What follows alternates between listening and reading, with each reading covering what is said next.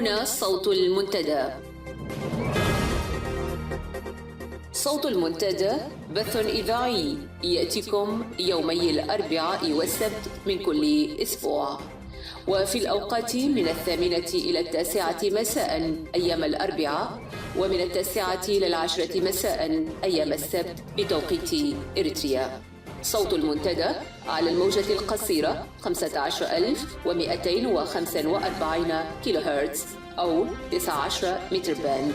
صوت المنتدى على مدى 24 ساعة في القمر الصناعي النايلسات ب8 درجات غربا، وعلى تردد 11678 للاستقطاب الرأسي. صوت المنتدى علم مستقل وحوار وطني بناء. صوت المنتدى.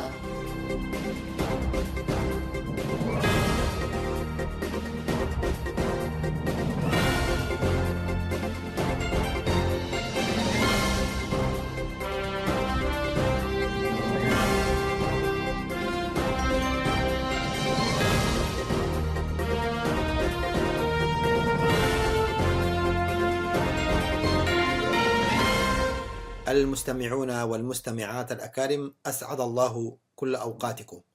هذا صلاح محمد زين يحييكم عبر أثير إذاعة المنتدى.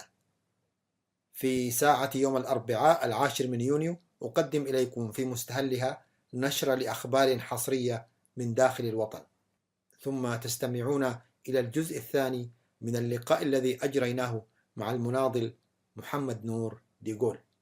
وقتا طيبا أرجوه لكم مع ساعة اليوم.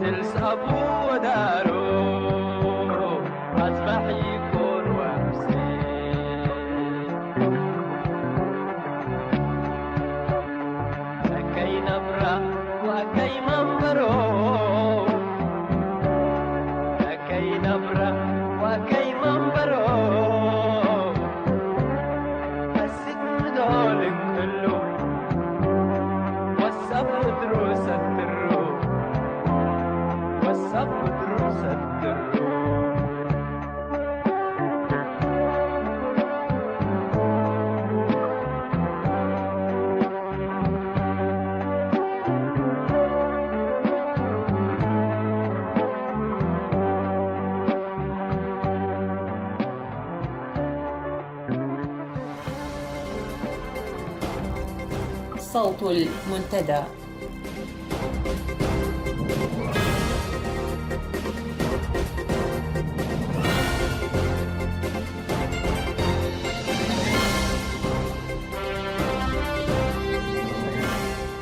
نشرة ساعة الأربعاء مقتل مواطن على يد جنود النظام واعتقالات بالجملة تطال كوادر بالدولة.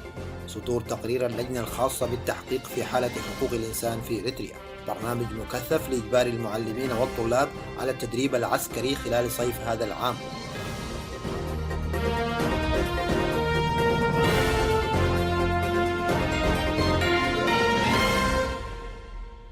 تفاصيل النشرة. شهدت مدينة جندع ظهر أمس الاثنين مقتل المواطن محمد علي إسماعيل البالغ من العمر 70 عاما على يد جنود تابعين للفرقة 61 التي يقودها العقيد بركات كرنفوت. جاء ذلك الفعل الإجرامي المتكرر أثناء حملة التجميع القسري لمنتسبي قوات الدفاع وما يسمى بالجيش الشعبي المتواجدين خارج وحداتهم العسكرية. هذا وقد تلقى المواطن القتيل ضربات متعددة بالعصي والهروات من قبل أكثر من 10 من الجنود، مما أدى إلى وفاته في الحال، بينما أصيب أكثر من 20 مواطنا نقلوا إلى مستشفى ماي حبار العسكري. وتم تجميع المقبوض عليهم في ملعب جندع، حيث تمكن عدد كبير من الفرار بعد أن بدأت الشاحنات في ترحيل المحتجزين إلى معسكر عالة وأيداب للخضوع لفترة عقوبة باعتبارهم من المتسيبين. تفيد الأنباء الواردة من أسمرة بأن أجهزة أمن العصابة الحاكمة قد أقدمت على اعتقال الطيار صالح محمد علي دافلة الضابط في القوات الجوية الإريترية. وصالح خريج الكلية الجوية باليونان، وكان يعمل ضابط رقابة ومدرب في القوات الجوية الإريترية منذ منتصف التسعينيات. كما اعتقل أيضا شقيقه إبراهيم محمد علي دافلة، والذي يعمل ضابطا في القوات البحرية الإريترية.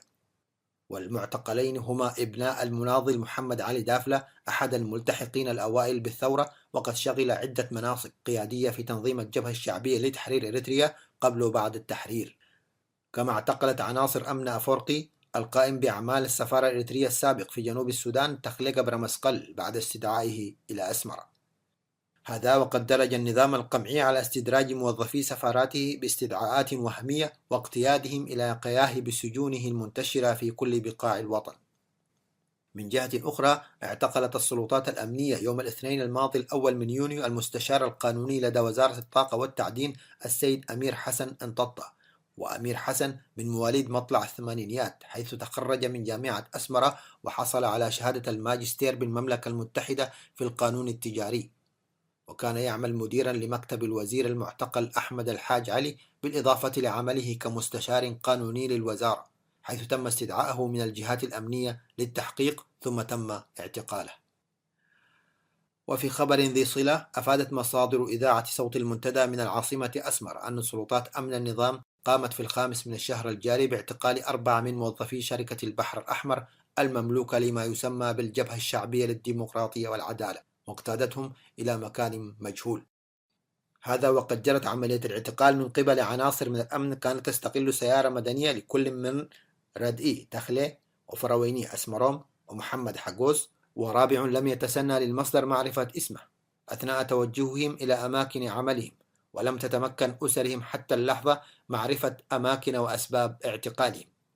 وأكدت مصادرنا أن علاقة الموظفين الأربعة كانت سيئة في غالب الأحيان بمسؤول الشؤون الاقتصادية للجبهة والمسؤول المباشر لشركة البحر الأحمر حقوس قبرهوت كشا، حيث لم يتوانوا في كل لقاءاتهم به عن إظهار اعتراضهم على أسلوب تسيير الشركة، وعبروا كثيرا عن امتعاضهم من الفساد الذي يستشري فيها.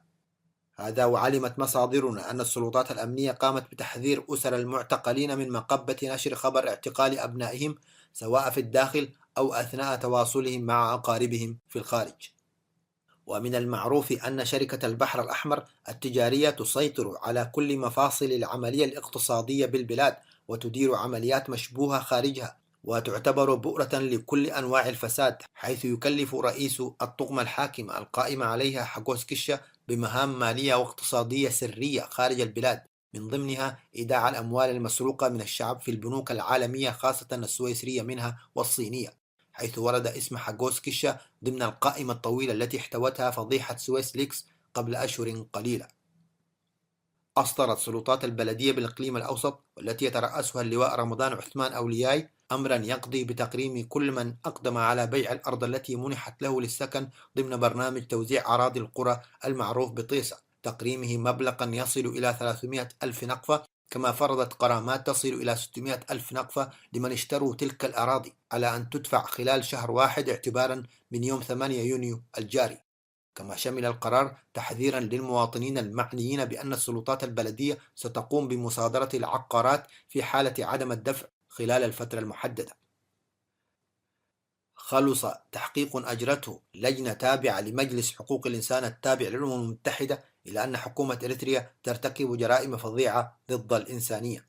ويتحدث التقرير الذي استغرق عاما من التحقيق، ونشرت اللجنة نتائجه في تقرير يوم الاثنين الماضي عن عمليات إعدام بدون محاكمة، إلى جانب انتشار التعذيب والعبودية الجنسية والعمل بالسخرة على نطاق واسع. ويؤكد التقرير الذي جاء في قرابة 500 صفحة بأن انتهاكات ممنهجة وجسيمة ارتكبت وما زالت ترتكب في إريتريا تحت سلطة حكومة الرئيس سياس أفورقي. وأشارت اللجنة إلى أن إريتريا دأبت على ارتكاب ممارسات تشبه الرق، كما ينتشر التعذيب على نطاق واسع، بحيث لا يمكن اللجنة إلا أن تستنتج أن سياسة الحكومة هي التشجيع على استخدامه. وقال التقرير: تخلص اللجنة إلى أن الحكومة مسؤولة عن التعذيب الواسع النطاق الذي تعرض له الإريتريون في جميع أنحاء البلاد، وأن اللجنة طلبت من إريتريا معلومات خلال التحقيق لكنها لم تتلقى أي رد.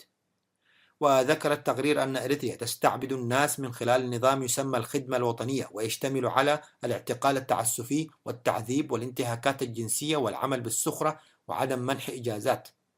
وقالت اللجنة إن شهودا أفادوا بأن أشخاصا أعدموا لمحاولة تفادي ضمهم إلى الخدمة حتى العام قبل الماضي. وأضاف التقرير إن الإريتريين يخاطرون بأرواحهم بدافع اليأس عن طريق الفرار عبر طرق مميتة في الصحراء وفي دول تعاني من حروب أهلية وطرق بحرية خطيرة في البحر المتوسط. وذكر التقرير أن نظام الطاغية سياس أفورقي يعتمد على جهاز استخبارات عنيف، في إشارة إلى الانتهاكات التي تقوم بها الأجهزة الأمنية القمعية التابعة لمكتب الطاغية أو تلك التي تديرها الفرق العسكرية المختلفة. ويعتزم مجلس حقوق الإنسان التابع للأمم المتحدة إجراء مباحثات حول الوضع في إريتريا على هامش اجتماعه الصيفي الذي سيبدأ في 15 من يونيو الجاري، وسيتزامن ذلك مع مظاهرة سلمية عارمة يستعد لها الإريتريون المقيمون في المهجر لإجرائها في 26 من هذا الشهر أمام مقر الأمم المتحدة بجنيف، تنديدا بالانتهاكات التي يرتكبها نظام الطاغية منذ بداية التحرير حتى اللحظة. في سعي محموم لتجفيف منابع الثورة الشعبية والتشويش على الحراك الداخلي الذي ينتظم البلاد في هذه الآونة، يعد النظام العدة إلى تنفيذ برنامج تدريب عسكري ينخرط فيه المعلمون خلال صيف هذا العام. وأفادت مصادر إذاعة صوت المنتدى من داخل البلاد أن هذا البرنامج الذي يشرف عليه مكتب الرئيس سيشمل كل المعلمين، سواء الملتزمين منهم بمزاولة العمل أو أولئك الذين يتغيبون لأسباب مختلفة منها المرض أو التمرد. وطالب مكتب الرئيس الإدارات التعليمية في كل من الإقليم الأوسط والإقليم الجنوبي بإرسال كشوفات أسماء المعلمين وأعدادهم بدءا من 4 من الشهر الجاري حتى يوم غد الخميس. ويستثنى من هذا البرنامج المعلمين الذين يرافقون الطلاب في برنامج النفير الصيفي خلال هذا العام.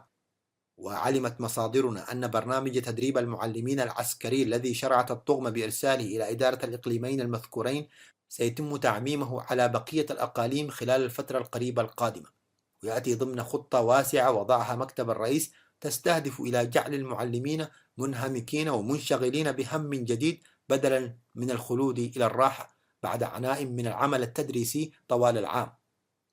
وأكدت مصادرنا بأن برنامج التدريب العسكري المزعوم ستتخلله برامج للنفير الشاقة التي لا تأخذ في الحسبان عاملي السن والحالات المرضية لكثير من المعلمين.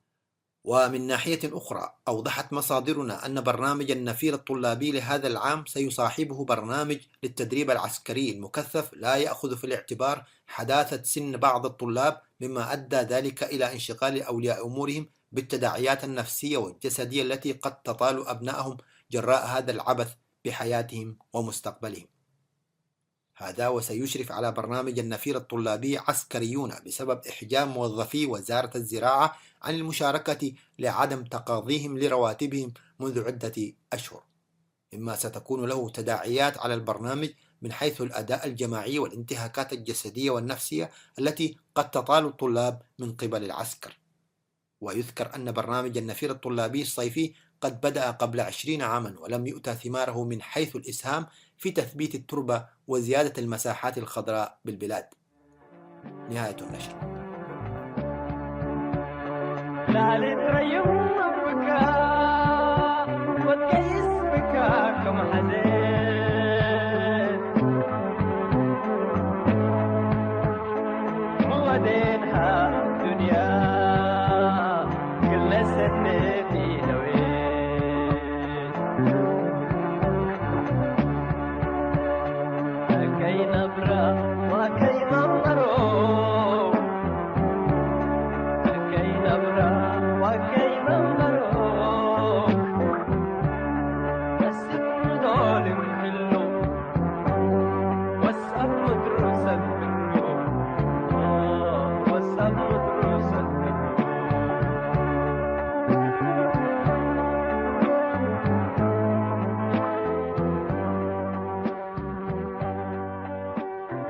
مرحبا بكم مرة أخرى مستمعي ومستمعات صوت المنتدى. قبل تقديم الجزء الثاني للقاء المطول الذي أجريته مع المناضل محمد نور ديغول، أود التنويه بأننا قد توقفنا في جزئه الأول عند إجابة ضيفي لتساؤلاتي عن ما الذي أوصل إسياس إلى ما وصل إليه. هو اللعب على تناقضات رفاقه في القيادة وضرب بعضهم ببعض، وأيا كانت نوعية الإجابات وأشكالها فهي دوما تعبر عن وجهة نظر ومعلومات ضيوفنا، ومع ذلك لزم أن أؤكد أحقية كل شخص أو جهة ترى أو ترغب في تصحيح ما ورد عنها في إطار اللقاءات التي نجريها في الإذاعة. فلسنا هنا بأي حال من الأحوال بصدد محاكمة تجارب، إنما تمليك المعلومة والمعلومة فقط، واستخلاص العبر من تاريخنا. فإلى الجزء الثاني مع المناضل محمد نور ديغول.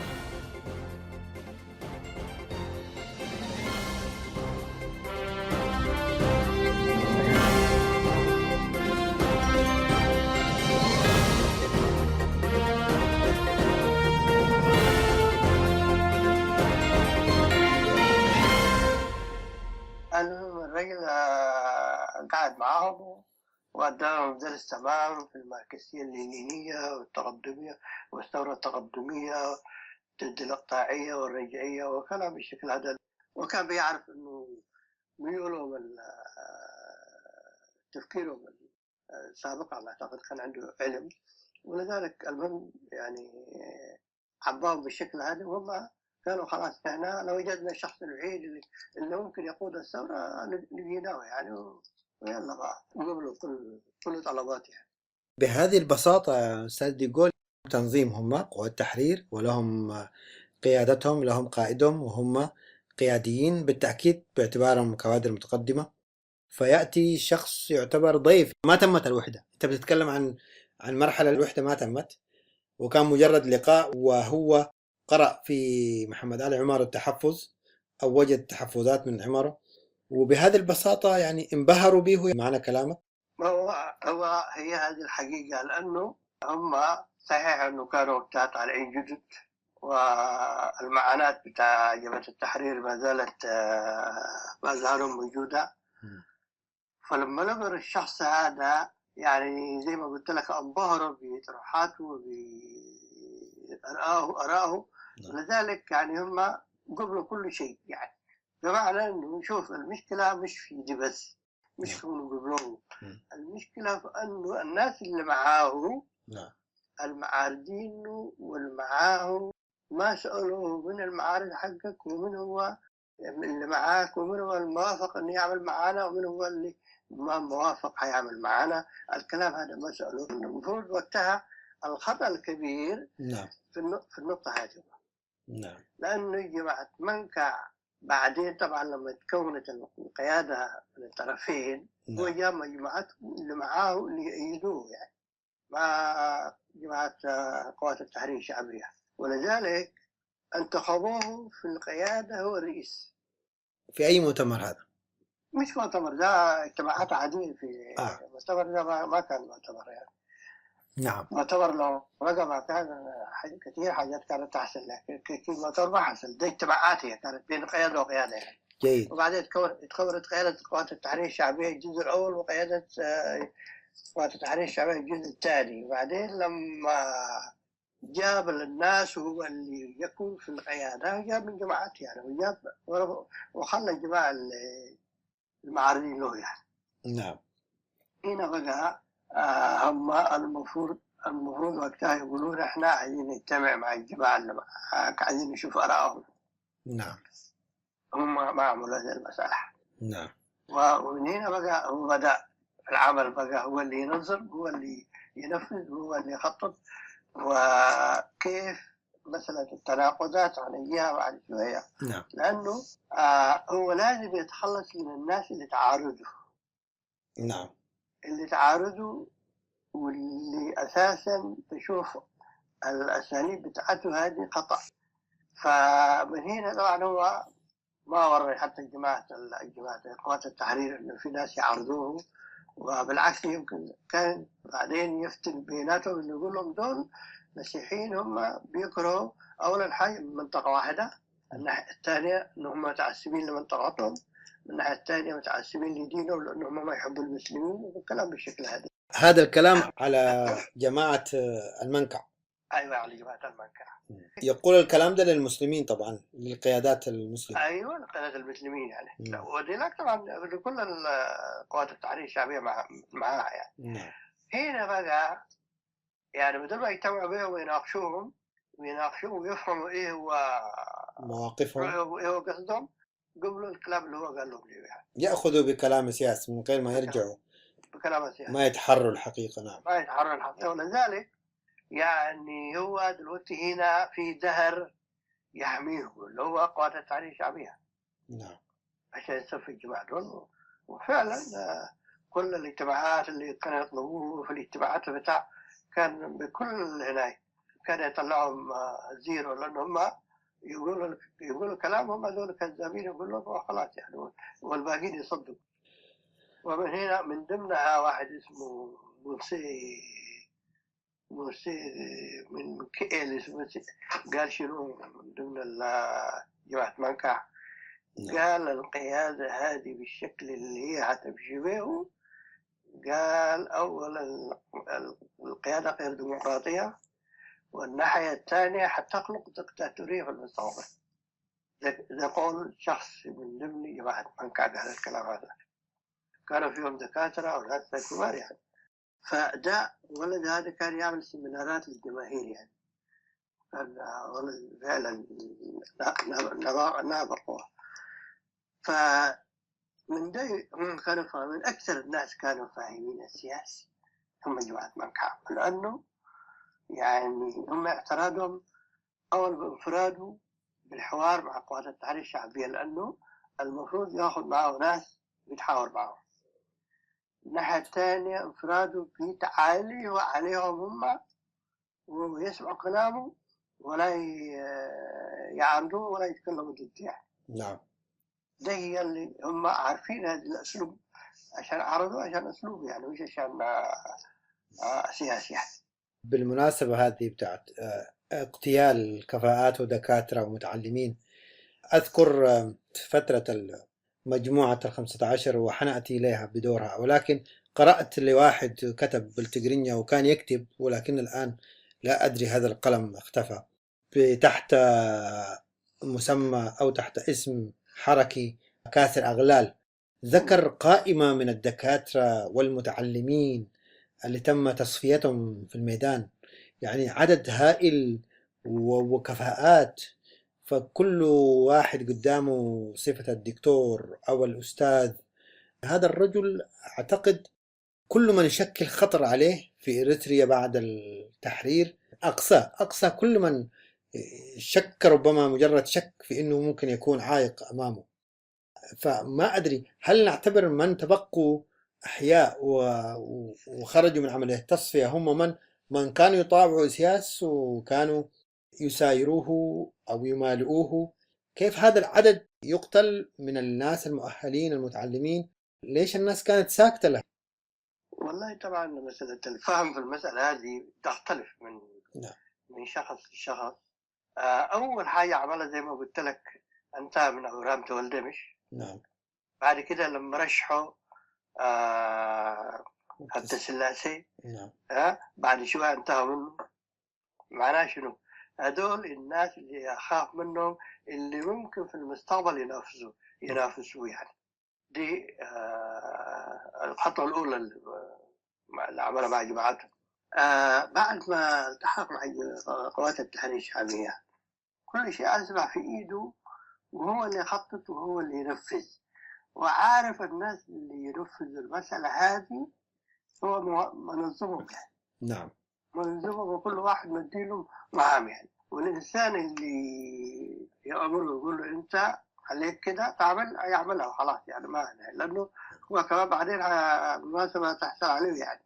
فدي الأعمال هذه كلها صح الكلام اللي قاله الرجل، إنه قتل أي متعلم، أي متعلم أو مثقف أو إنسان يعني انتهي منه. أبو بكر محمد حسن اللي انتهى منه لأنه خاف منه. عشان كده سلط عليهم مجموعة يكتبوا في الحرب الأهلية يعني. وما في حد يعرف إنه لغاية هسه أبو بكر محمد حسن قتلوه سياسي يعني. الوقائع تثبت، لأنه أي إنسان يعارضه ويرفض رأيه معناه هذا مو موجود يعني. آخر واحد كان فاضل من الجماعة اللي كانوا ممكن كان عندهم اللي هو إبراهيم عافا مت إمتى انتهى منه؟ أنت لو رجعت للتاريخ، الجبهة الشعبية لما عقدت مؤتمرها الأول 77 وقررت في المؤتمر الأول، قالت بعد سنتين يعقد المؤتمر الثاني. المؤتمر الثاني ليه استمر 10 سنوات. نعم. هم طبعا جابوا مبررات بتاع الحملات المتتالية ومش عارف ايه، لكن يعني ما ممكن انت عشان كانت في حملات وعشان مش عارف ايه تأجل عملك انت يعني. قعد 10 سنوات لغاية ما يلقى طريقة ينتهي بها من إبراهيم عافا. إبراهيم عافا انتهى في 85 يعني. بعده اتكونت اللجنة التحضيرية بتاعت المؤتمر.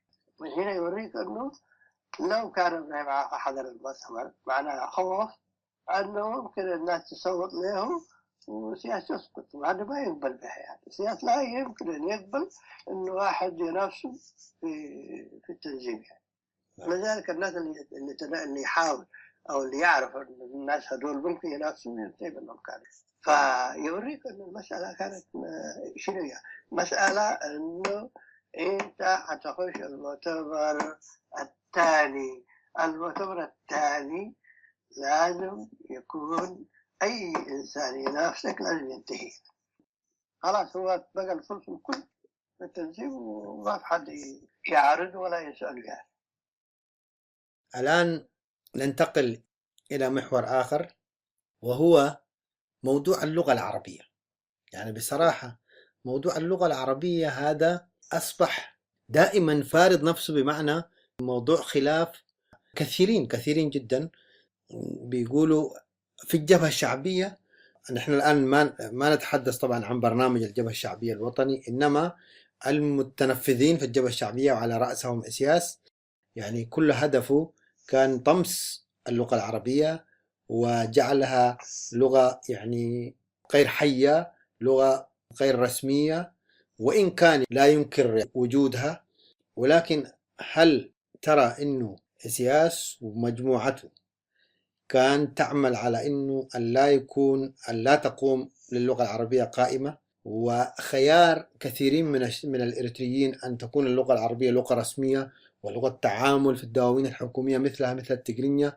هذا الخيار ما أتيح للناس، وعمليا اللغة العربية الآن هي غير حية. نستطيع أن نقول، أنا أقصد بأنه غير حية، غير معمول بها في الدوائر الرسمية. هو ما في إعلان بالشكل هذا إنه اللغة العربية لا يعمل بها، ما في إعلان رسمي.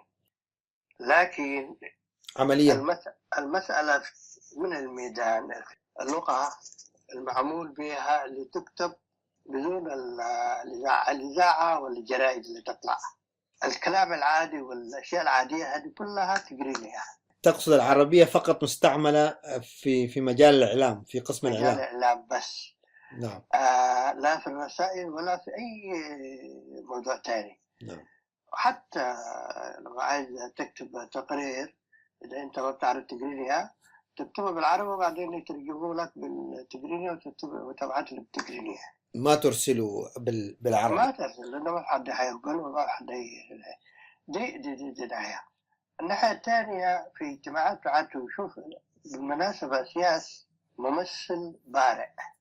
الممثل البارع يوريك أنه قاعد يصور أشياء كأنه هي حقيقية، يوريك لها يعني حقيقية تظهر لك يعني مثلا التقرينية الموجودين مثلا في مناطق الشرق الأوسط العالمية في الاجتماعات في الميدان. نحن طبعا أنا شخصيا أنا في الاجتماعات أتكلم بالعربي بتاعنا، باللغة العربية نتكلم. بعدين هو ما يطلب الترجمة، ما يقول ترجمة، لأنه هو يسمع العربي خلاص. يعني الباقيين اللي يطلبوا الترجمة بالذات من التقرينية وبالذات اللي عايشين في المناطق العربية يرجع فيهم وتمام يربزوا. حتى أنت تقول تستغرب يعني كيف هو يقول الكلام هذا وهم يعني يسكتوا له يعني. حتى يوري شنو معناه ليه أنا قاعد يوريني أنه هو يحب اللغة العربية وحريص عليها ويتكلم بها وحريص عليها، وهم ما حريصين عليها. إذا أنت تتوام بينك وبين نفسك، وبالشكل هذا كانت تمشي المسألة. وما كانت قضية خلاف أساسا في الميدان، لأنه وهذا قرار حقه طبعا طلع مسألة القوميات، والقوميات طبعا تدرس في المناطق الشعب بلغات الأم. بلغة الأم. من تحت تسمع أنه اللغة العربية أساسا ما هي إريترية، لأنه جابوها الإنجليز هم اللي جابوها. وأنت طبعا تعترض وتتكلم وبتاع، لكن ما تديك خلاص يعني نظرية الخلاف والمنازعات بالشكل هذا. لا أنا اتضحت بعدين بعد التحرير. نعم. في اجتماع اللجنة المركزية طرحت مسألة اللغة العربية. متى في أي اجتماع؟ أول اجتماع يمكن عملناه أنا في أسمرة بعد التحرير. بعد التحرير تقريبا زي ما تقول مثلا أنا مثلا جيت أسمرة كنت الإدارة بتاع الضحفة كنت. نعم. جابوني بعدين طبعا في أسمرة وعملوا له مسؤول المكتب العمل في أسمرة. طيب. وبعدين حضرنا الاجتماع هذا يمكن بعد ما أنا جيت يمكن ب3 شهور، فعلا أنا جيت شهر 10 بعد يمكن كان ب3 شهور أو 4 شهور. الكلام ده في 91 يعني. 91. طيب اجتماع لجنة مركزية، أثير موضوع اللغة العربية. كيف؟ اللغة العربية كيف أثير؟ هو اللي أجابه، ما في حد أجابه. طيب. من ضمن الناس اللي تتكلم في اللغة الإدارية والمكاتبات والمسائل هذه، قال اللغة العربية تدرس في المدارس وبعدين نجيب لها مدرسين وعايزين تدرس في المدارس يعني. طيب. قلنا كويس، قررت ومشي يعني ومشت يعني. وفعلا طلاب الخريجين الشرق الأوسط كلهم بعدين وزعوه في المدارس اللي جو وزعوه في المدارس بحيث أن يكون مدرسين في اللغة العربية. وماشية كانت هنا بعدين قررت وخلاص يعني نحن قرار هو ماشي يعني. بعد كده سمعنا من تحت انه في قرار داخلي ما معروف من اللي طلعه انه القيت المسألة هذه يعني. والناس والطلاب تم تعليمهم بلغات الأم في كل أنحاء إريتريا. بالضبط كده. حتى لما سمعنا انه التجري قرروها كلغة، البلين قرروها كلغة، ساو قرروها كلغة. قلنا شنو هذا الكلام هذا؟ والمهم الناس ما كانت كثير يعني واصلة إلى درجة المنازعات وكذا، لكن يعني في استياء كان من المسألة ليه ومن اللي يقرر قاعد الكلام هذا ومن اللي، وبالشكل هذا تساؤلات كثيرة تحصل. نعم. المسألة الأساسية أقول لك اللي حصل فيها الخلاف بالذات يعني أنا يمكن ما كلمتك في مسألة المؤتمر الثاني للجمعية الشعبية في عريرب. المؤتمر هذا نوقشت فيه كل القضايا المهمة للثورة، مثل طبعا الناس كانت تحلل وتناقش في المؤتمر. المؤتمر يعتبر مؤتمر ديمقراطي يعني. من ضمن التحليلات اللي كانت موجودة الأحزاب الفردية أو زي الأحزاب الشيوعية أو الأحزاب اللي تقاد بشخص واحد. الأحزاب الشمولية في العالم أثبتت فشلها، ولذلك إحنا بعد تحرير إريتريا وبعد ما إريتريا تأخذ استقلالها إيه اللي حنعمله؟ سؤال طرح. الجواب كان نحن حنعمل التعددية السياسية ويكون في إريتريا نظام ديمقراطي لكل الشعب الإريتري، حيكون يكون أحزابه ويكون تنافس ديمقراطي. ولا مكان لحزب الشمولي. ما لا مكان للحزب الشمولي. جميل. هذا في المؤتمر الثاني القرار هذا طلع بالأغلبية، يعني ده شيء غريب يعني. نعم. بالأغلبية طلع القرار هذا، ومن ضمن القرارات بتاع التنظيم كانوا عاملينه كله في مجلد واحد كانوا عاملينه، والناس خلاص يعني بالذات في المؤتمر هذاك الناس اتنفست كثير يعني، نقاشات كثيرة كانت موجودة ومن ضمنها طلع القرار هذا. نعم. القرار هذا يعني، والقرار الثاني اللي كانت معاهم طبعا دخلت جيب السياسي يعني دروج السياسي لو فتشت تلقاه يعني. نعم. هذا إذا ما أتلفوا. نعم. طبعا أكيد حيتلفوا لأنه طيب. لو شاف نفسه إنه ما حيتلفوا يعني. نعم. الناحية الثانية القرار الأول اللي طلعه هو بنفسه وقال فيه نحن تنظيمات المعارضة نحن ما نسمح لها بأن تخش كتنظيمات سياسية، كأفراد ممكن يخش. نعم. هذه المسألة أنا وقتها كنت عضو اللجنة المركزية. نعم.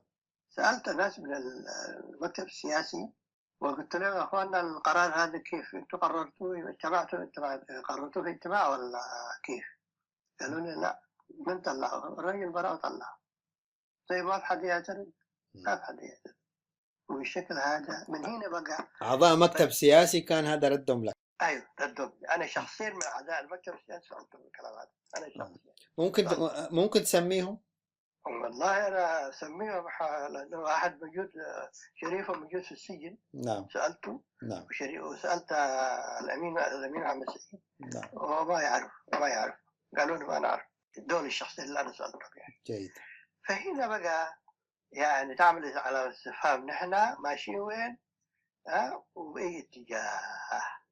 من هنا بقى الناس تفهم. أنا شخصيا من هنا من القرارات هذه، ومش قرارات هذه بس وكثير من القرارات طبعا كانت تطلع. نحن في العمل أشياء كثيرة نسأل منها وأحيانا يرد علينا ردود بصراحة ما تقال من مسؤول لمسؤول، أو أنت حتى لو هو مثلا البوس حقك. نعم. وانت شغال في فرع معين. نعم.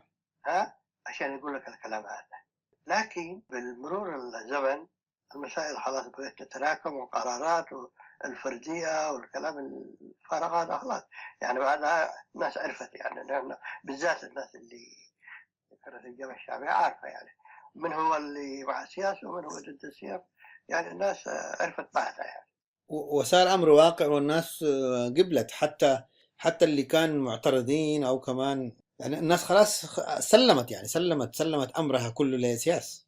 هو شوف المسألة أنت الناس كلها اللي سلمت أمرها واللي خلاص قالت أنا اللي عليه عملته خلاص بعد كده تشوف مصلحتها الذاتية مرتبطة مع النظام ولا خارج النظام. هذه أنا مصلحتي مرتبطة وين؟ بالنظام مع النظام ولا خارج النظام. اللي مع النظام خلاص يبدأ إيده من النظام. وشوف أنا أقول لك أول إعلان على السياسة ثاني مرة قال الفساد، نحن ضد الفساد.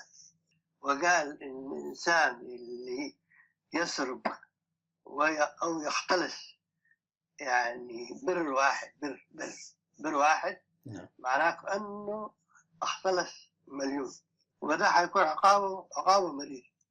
بالشكل هذه ناس تختلس وهو ما يجيب خبرها. طيب ننتقل لشيء يعني أمر يعني شوية وأدهى من حكاية. طبعا ذكرنا كنا نتحدث عن اللغة العربية، وضعها، ومسألة الديمقراطية والتعددية اللي تم الاتفاق عليها في المؤتمر الثاني، ولكن جحد هذه الأمور وخرج بأشياء من عنديات وسياس، أصدر قرارات لا تمت بالصلة لمقررات المؤتمر الثاني ومواثيق الجبهة الشعبية. نأتي لشيء أمر السكوت عليه، اللي هو التوطين، صلب أراضي الناس، يعني سلب الأراضي، ومسألة كمان يعني المسألة ما بقت فقط تعسف سياسي فقط واستفراد بالسلطة فقط، إنما هناك ثروة ما توزع بشكل عادل، أراضي تؤخذ، ناس ما عادت من الملاجئ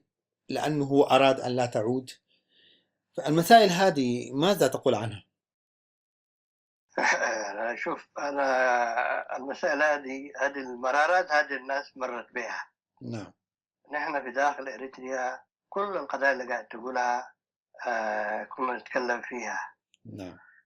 وقلنا ليه يحصل كده. نحن من أجل إريتريا، من أجل تحريرها الناس استشهدت، ولذلك حتى ما يحصل هذا هل يرضي الناس اللي من أجلهم اتحررت إريتريا والناس اللي من أجلهم استشهدوا؟ ترضي المسألة ما ترضي الناس. صحيح. نعم. العمل إيه كنا نقول. يمكن في الجماعة بتوع قبل ما نجي مثلا بتوع 15 نعم. كان في طبعا التمرد كان موجود في داخل الناس، وحتى لو ما قالت الكلام هذا موجود في نفسها. نعم. بعدين جات فكرة أنه نحن كيف نعمل نغير الوضع هذا. يعني طبعا محاولات فردية حصلت ما نجحت، محاولات حتى جماعية ما كانت منظمة وما كانت ناجحة، سواء كان بالذات التمرد اللي عمل الجيش. مسألة قمع المعوقين دي بالذات كانت مرارة كبيرة لكل واحد. نعم. يعني أنا لو كنت معهم معناه كنت أكون زيهم، يعني كنت زيهم أقمع يعني. صحيح. ولذلك من هنا بقى جات فكرة أن إحنا يجب أن نغير هذا النظام. نغيره كيف كانت؟ تغييره يجب أن يتم عن طريق المؤتمر الثاني أو الثالث للجبهة الشعبية. الرابع الثالث حصل في نخوة. نعم. وهي كلها التطورات الوحشة وكلها التطورات اللي جاءت بعد المؤتمر الثالث. نعم. اللي حصل في نخوة، وهو الناس كثيرة تعتبره انقلاب حصل فيه يعني على الجبهة الشعبية ذاتها. بالضبط انقلاب هو. نعم. عبارة عن انقلاب، لأنه سفر الناس اللي كانت معاه في اللجنة المركزية القديمة. نعم. وفي المكتب السياسي، وجاب ناس جديدة في المكتب السياسي واللجنة المركزية. نعم. أنا حتواصل هنا بس لأنه دخلنا المؤتمر الثالث الآن، وكان مهم كمحطة نمر عليها قبل ما أن تأتي إلى محاولة التغيير والتفكير في تغيير هذا الرجل أو تغيير المنظومة اللي استفردت بالسلطة أو استفردت بمكتسبات الشعب الإريتري. الشيء اللي كنت عايز أنا أقفله أو أرجع له قبل دخولكم للمؤتمر الثالث اللي هو كيف أعلن انتهاء الحزب السري. كنت حكيت لي مرة فأريد المستمع أن يعرف، لأنه بعده مشيت للمؤتمر الثالث. صحيح؟ أيوة. نعم. فعلا. كيف؟ في منطقة ضواحي أسمرة. نعم. بالليل جمع كل الكوادر بتاع الحزب. نعم. أو أعضاء الحزب السري جمعنا في مكان وجينا. طبعا شوية بعيدة، هي بسيارات نجينا. ولاحظ بالليل يعني في ليل، اجتماع ليلي. اجتماع ليلي هو. نعم. في ظلام. والاجتماع هذا طبعا الناس قلال كانوا اللي، لأنه زحمة كانوا ناس كتار كانوا موجودين، فالمهم اللي كانوا يتكلموا هم ناس كتار. وفي النهاية المطاف إيجابيات وسلبيات كانت ناس تناقش، وبعدين بقت سلبيات أكثر من إيجابيات. الحزب السري، هل تم اختاركم من فترة بأنه بالتاريخ الفلاني في المكان الفلاني حيوقد اجتماع عام، ولا أو تسموش أنتم جمعية عمومية للحزب السري؟ لا مش جمعية عمومية ولا لا، بس اجتماع للحزب، كل حزب يحضر في الساعة الفلانية الوقت الفلاني بس. الاختار كان من فترة يعني كافية؟ نفس الأسبوع هذا يعني يمكن بلغنا يوم الجمعة يوم السبت كان الاجتماع. لأنه في أعضاء خارج إريتريا ربما في المنظمات الجماهيرية والمكاتب الخارجية والسفارات، وربما في أعضاء في الأقاليم وفي الوسع في الوحدات. تفضل. احتمال إذا كان مكلمين بطريقة سرية طيب وقالوا تعالوا ما بعرف، لكن نحن المكتب العمل أنا كنت أنا ونائبي كلنا كنا أعضاء الحزب. فبلغونا ونحن حضرنا. طيب. من الناس اللي حضروا يعني. كم تقدر العدد اللي حضر هذا الاجتماع؟ عدد كبير، بس أنا ما أقدر أقول لك. طيب ندخل في حيثيات الاجتماع.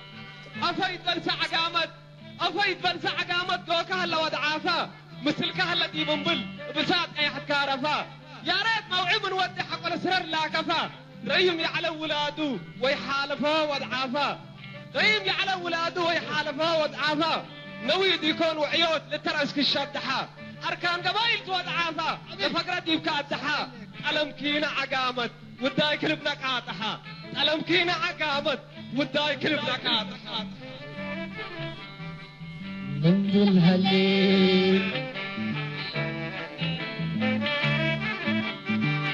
من ذي الهليل من ذي الهليل من ذي الهليل يوم جيب محضر ويوم جيب مؤتمر، يوم جيب محضر ويوم جيب مؤتمر، هالليوت وسقينا هذا ونسأل هالليوت بدينا هلينا ونسفلل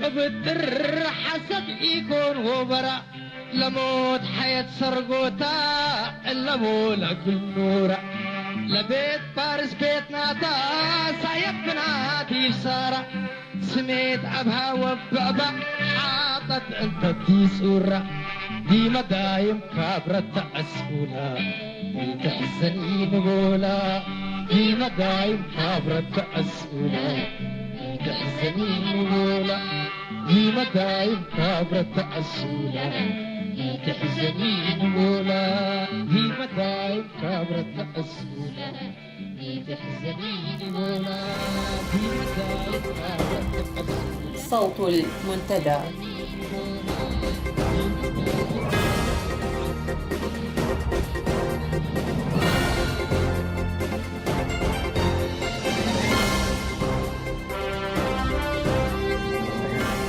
في نشرة ساعة الأربعاء مقتل مواطن على يد جنود النظام واعتقالات بالجملة تطال كوادر بالدولة. صدور تقرير اللجنة الخاصة بالتحقيق في حالة حقوق الإنسان في إريتريا. برنامج مكثف لإجبار المعلمين والطلاب على التدريب العسكري خلال صيف هذا العام.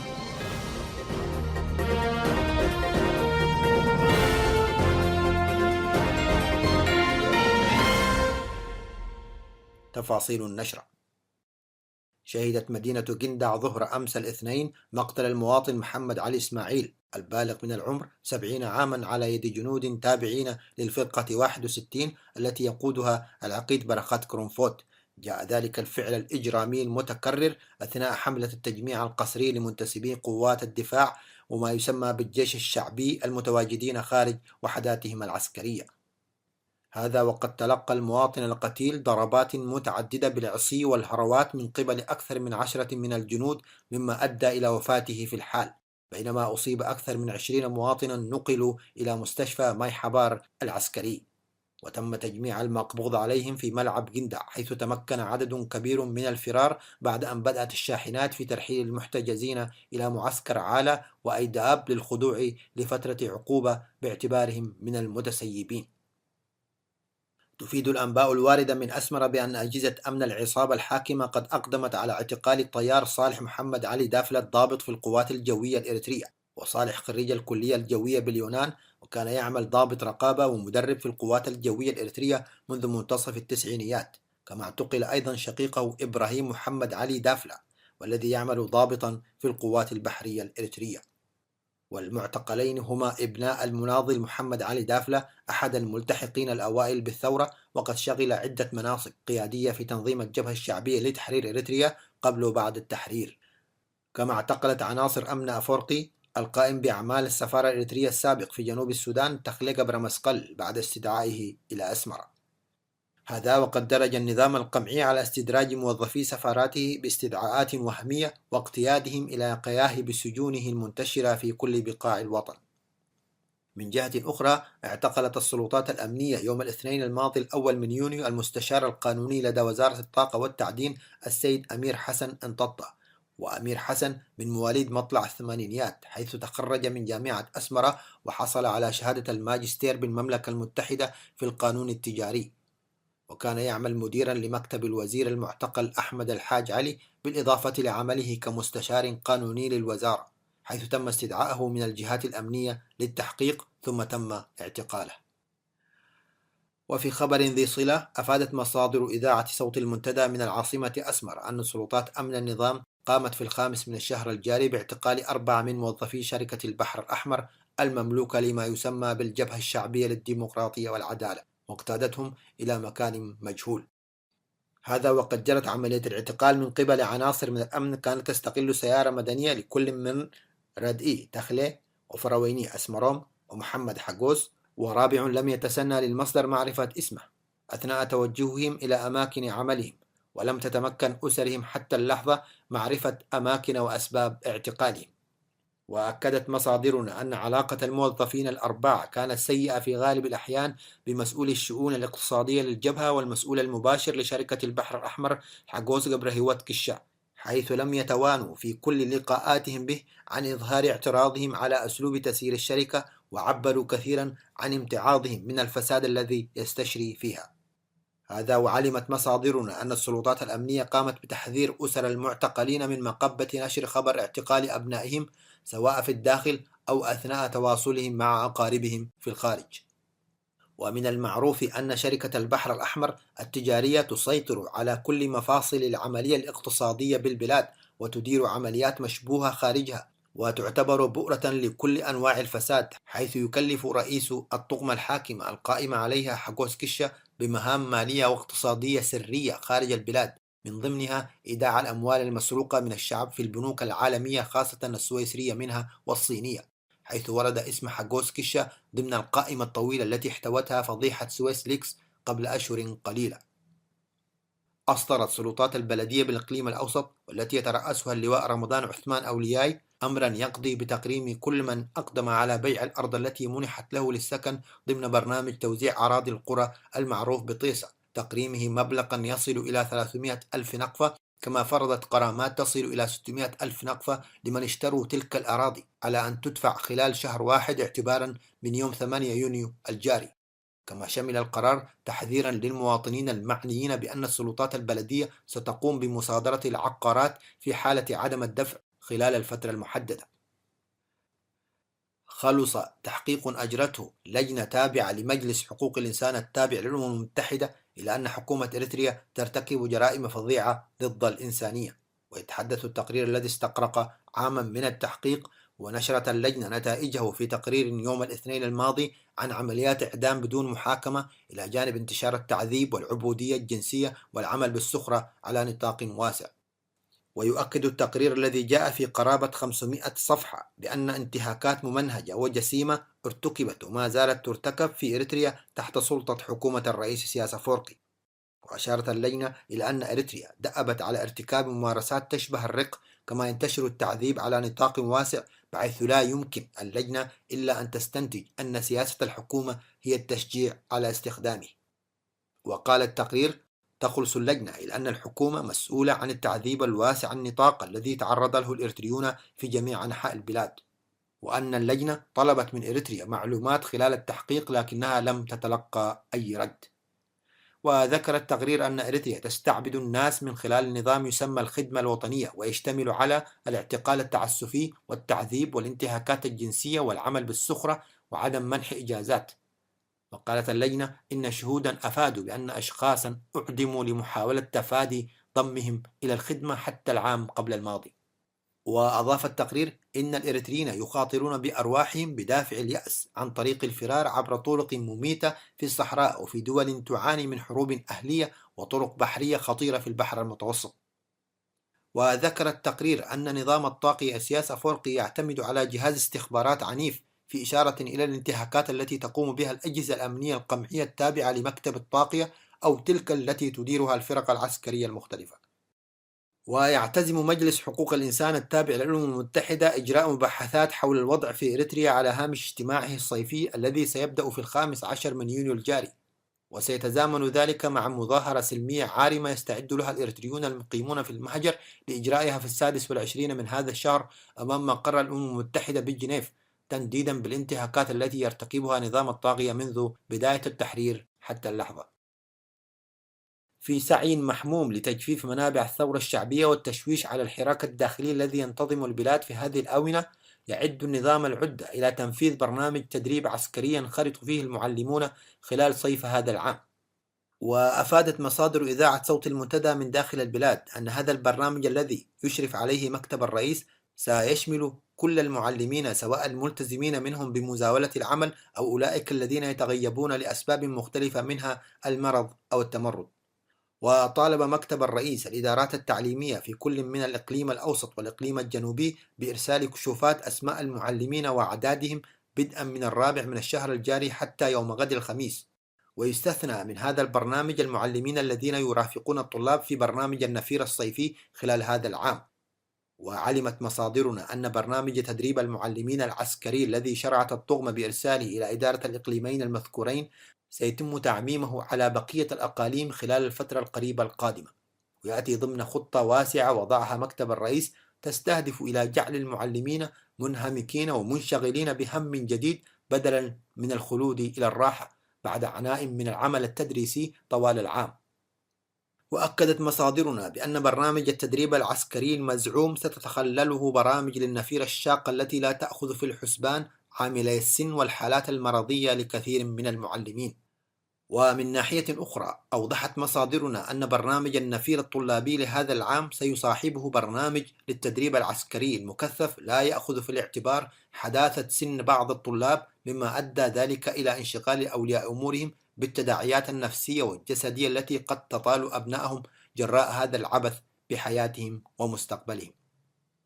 هذا وسيشرف على برنامج النفير الطلابي عسكريون بسبب إحجام موظفي وزارة الزراعة عن المشاركة لعدم تقاضيهم لرواتبهم منذ عدة أشهر، مما ستكون له تداعيات على البرنامج من حيث الأداء الجماعي والانتهاكات الجسدية والنفسية التي قد تطال الطلاب من قبل العسكر. ويذكر أن برنامج النفير الطلابي الصيفي قد بدأ قبل 20 عاما ولم يؤتى ثماره من حيث الإسهام في تثبيت التربة وزيادة المساحات الخضراء بالبلاد. صوت المنتدى. بهذا نصل إلى ختام ساعة اليوم، شاكرين حسن متابعتكم وإصغائكم. نرجو مشاركاتكم الصوتية عبر الاتصال بأرقام الإذاعة. وحتى جديد اللقاء بكم بمشيئة المولى عز وجل، كونوا بخير وفي أمان الله.